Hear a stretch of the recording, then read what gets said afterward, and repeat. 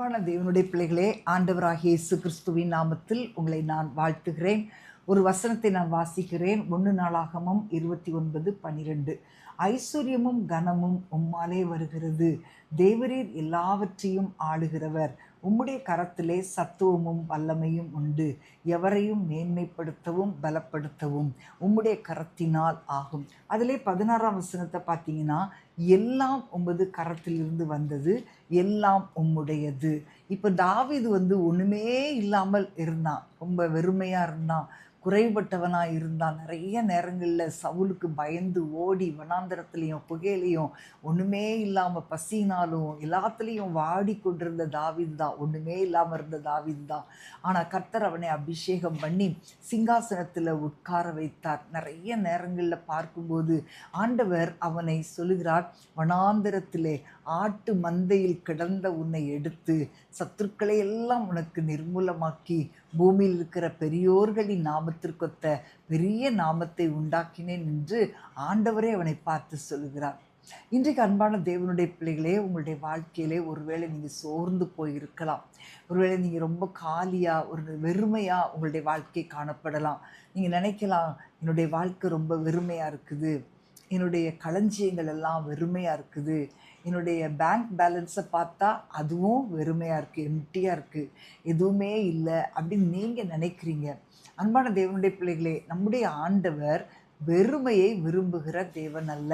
ஆதியாகமம் 1:2 பார்த்தீங்கன்னா, பூமியானது ஒழுங்கின்மையும் வெறுமையுமா இருந்தது. அந்த வெறுமையை ஆண்டவர் தம்முடைய வார்த்தையின் மூலமாய் அப்படியே நிரப்பினார். ஆமேன். வெறுமையை அவர் நிரப்புகிற தேவன். ஆண்டவர் அதை செய்து தம்முடைய மகிமையை வெளிப்படுத்தினார். கானாவூர் கல்யாண வீட்டில் பாருங்களேன், காலியான அந்த கற்சாடிகளை கர்த்தர் தண்ணீரினால் நிரப்ப சொல்லி அந்த தண்ணீரை திராட்சரசமாய் மாற்றி அவர் தம்முடைய மகிமையை வெளிப்படுத்தினார். ஆண்டவர் வெறுமையாக இருக்கிற ஒவ்வொருவருடைய வாழ்க்கையும் நிரப்புகிற தேவன். முதல்ல பார்த்தீங்கன்னா, யோபுவினுடைய வாழ்க்கை ரொம்ப செழிப்பாக இருந்துச்சு. இடையில வந்த பிரச்சனை, சாத்தானுடைய தாக்குதலினால அவன் எல்லாவற்றையும் இழந்து வெறுமையாக்கப்பட்டான். ஆனால் ரொம்ப நாள் அப்படி இருக்க விடல ஆண்டவர். 42ஆம் அதிகாரத்தை அவனுக்காக ஆயத்தம் பண்ணினார். ரெட்டிப்பான நன்மைகளினால் கர்த்தர் அவனை ஆசீர்வதித்தார். நம்முடைய ஆண்டவர் எல்லாவற்றையும் எல்லாவற்றாலும் நிரப்புகிறவர், நம்மை ஞானத்தினால் நிரப்புகிறவர். நம்முடைய வாழ்க்கையை ஆண்டவர் ஆச்சரியமாய் நிரப்புகிற தேவன். ஊழியம் செய்கிற உங்கள் ஒவ்வொருவருடைய வாழ்க்கையிலும் ஒரு காலியான வாழ்க்கை இருக்குமானால் நிச்சயமாய் உங்களை நிரப்புவார்.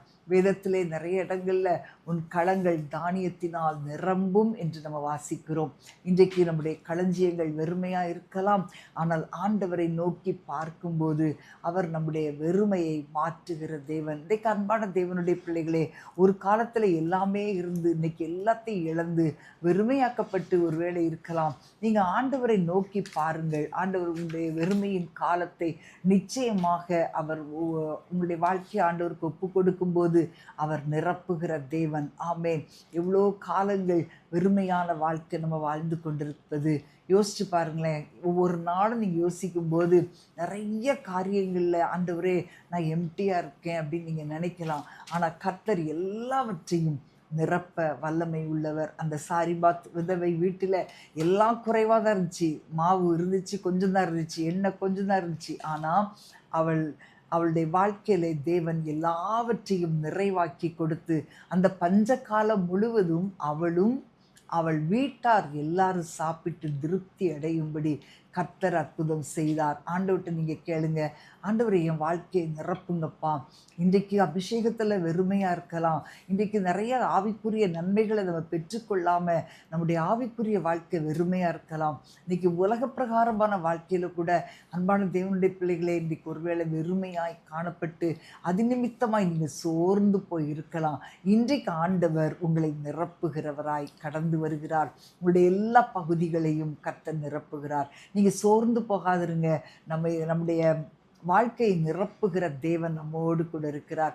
ஆகவே நாம் ஜெபிப்போமா? இன்றைக்கு உங்களுடைய வாழ்க்கையில் நீங்கள் ஜெபிக்கும் போது உங்களுடைய வெறுமையான காரியங்கள் எல்லாம் நிரப்பப்படும். நாம் ஜெபிப்போமா? அன்பான ஆண்டவரே, ஸ்தோத்திரிக்கிறோம் அப்பா. ஆண்டவரே, உடைய பிள்ளைகளுடைய வாழ்க்கையில் எவ்வளோ வெறுமை ஆண்டவரே. ஆண்டவரே, எத்தனை காரியங்கள் ஆண்டவரே உடைய பிள்ளைகளுக்கு நன்மைகளினால் நிரம்ப முடியாமல் நிறைய வெறுமையை பார்த்து கொண்டே இருக்கிறாங்கப்பா. தகப்பனே, நீ நன்மைகளினால் நிரப்புகிறவர். ஆண்டவரே, உடைய பிள்ளைகளுடைய வாழ்க்கையில் உள்ள வெறுமைகளை மாற்றுகிறவர். ஆண்டவரே, களஞ்சியங்களை தானியத்தினால் நிரப்புகிறவர். ஆண்டவரே, கர்ப்பத்தை நிரப்புகிற தேவனப்பா. ஆண்டவரே, உடைய பிள்ளைகள் எதெல்லாம் இல்லாமல் எந்த நன்மைகளெல்லாம் பெற்றுக்கொள்ள முடியாமல் வெறுமையாய் காணப்படுறாங்களோ அந்த காரியங்களில் எல்லாம் நீ நன்மை செய்து உம்முடைய நாமத்தை மகிமைப்படுத்துவீராக. உம்முடைய கரத்தில் ஒப்பு கொடுக்கிறோம் இயேசுவின் நாமத்தில் பிதாவே, ஆமேன் ஆமேன். அன்பான தேவனுடைய பிள்ளைகளே, ஆண்டவர் உங்களை நிரப்பும்போது நிச்சயமாக உங்களுடைய வாழ்க்கை தேவனுக்கு மகிமையாக மாறும். உங்கள் வாழ்க்கையின் மூலமாய் கர்த்தருடைய மகிமை வெளிப்படும். God bless you. அன்பின்